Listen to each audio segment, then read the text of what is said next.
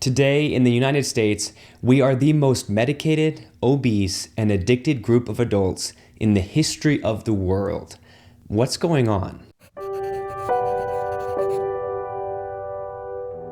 It's pretty hot where I live here in Houston. It's regularly over 100 degrees, but we have pretty good air conditioning in our houses. And maybe it's a little uncomfortable walking to our cars for 30 seconds, but when we get there, we have AC in our cars too. We've gotten really good at avoiding discomfort, and that's true for our whole society. We have robots that vacuum our floors, my mom gets her groceries delivered, we can take hot showers whenever we want, and if we get a headache, we can just take Tylenol. We can make our lives really comfortable if we want to. And of course, that isn't all bad. Being innovative is part of how God made us. But here's the issue. We've become the most medicated, obese, and addicted group of adults in the history of the world. How did we get here? I think it's fair to say we're often trying to escape something. Too much alcohol, another bag of chips, 9 straight episodes of The Office on Netflix. I think we've all had the experience of picking up our phones to check something, and then 15 minutes later being on YouTube, wondering why we picked up our phones in the first place. And you know, it actually kind of works. In modern America, we can numb our emotions and distract ourselves pretty continuously. But here's the problem.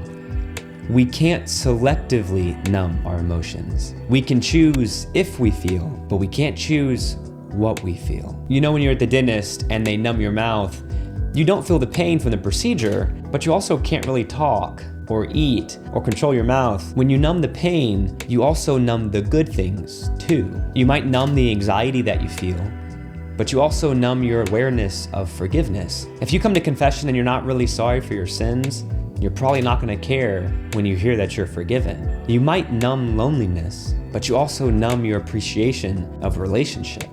You might be able to desensitize yourself to your shame and brokenness, but you're not really gonna feel it when your wife is holding your hand, or hear it when your daughter says she loves you, or be affected by the reality that Jesus died for your sins.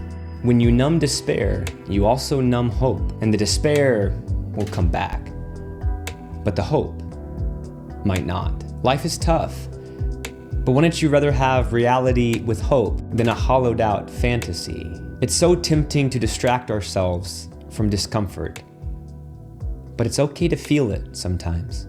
It's okay to hurt a little.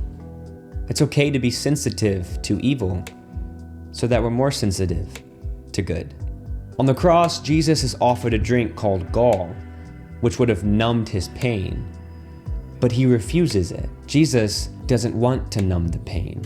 He wants to fully experience the suffering of the cross so he can fully enter into the glory of the resurrection. That's what Jesus chose. What will you choose? A medicated life? A numb existence? Or to embrace the cross and experience the glory of resurrection? Hey guys, I'm gonna start posting weekly, so if you found that helpful, be sure to subscribe for future videos. God bless.